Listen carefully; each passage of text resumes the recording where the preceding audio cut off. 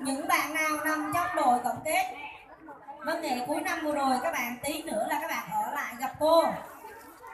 Các bạn nhớ chưa?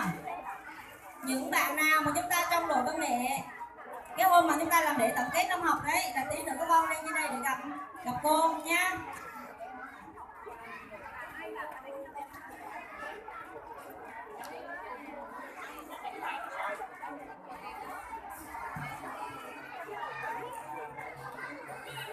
Nhưng mà con được trống cơm.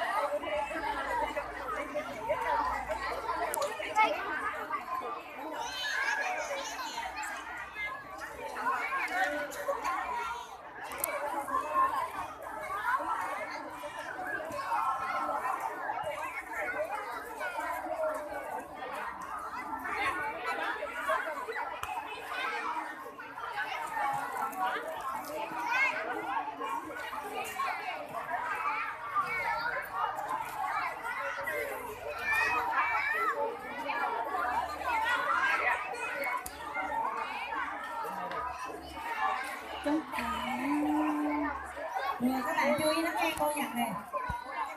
Học sinh,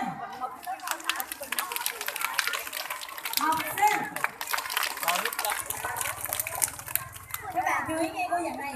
Hôm nay chúng ta sẽ được nghỉ tới mùng 3. Các bạn lên tập trung lại. Chúng ta nhận lớp sáng mùng 3 đúng 7 giờ 30 chúng ta tập trung lên sân trường. Chúng ta sinh hoạt và sau đó chúng ta nhận lớp. Các bạn nhớ chưa? Các bạn nhớ hôm đó là chúng ta phải nhớ mang mũ đi để chúng ta làm lao động dọn vệ sinh để chuẩn bị chương trình tổng kết. Mùng 3 là chúng ta lên nhận lớp và mùng 5 sáng mùng 5 đúng 7 giờ 30 là chúng ta làm lễ khai giảng và đúng 7 giờ là các bạn phải có mặt ở trên trường cho cô. Các bạn nhớ chưa? Nhớ chưa? Các bạn lớp 1 đây các con nhớ là sáng mùng 3 các con lên trên trường để nhận lớp, nhận cô. Các bạn nhớ chưa? Và sáng nay thì cô cho các bạn nghỉ đội văn nghệ, đội cô, đội tránh chúng ta ở lại gặp cô. Các bạn nhớ chưa? Nào vào cái đội chúng ta để rồi những bạn nào không có nhiệm vụ con cho về, những bạn nào có nhiệm vụ chúng ta ở lại. Đội tránh, đội cô, đội văn nghệ, đội văn nghệ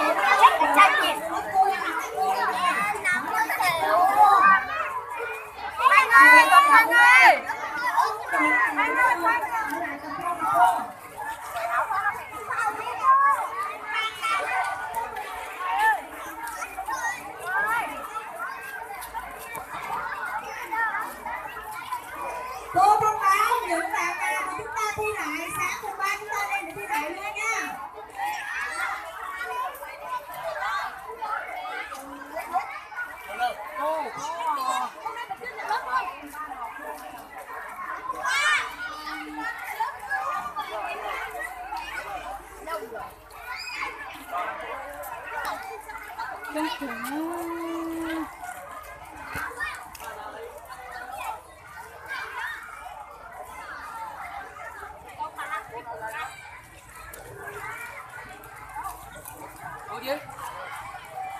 Thơm hả?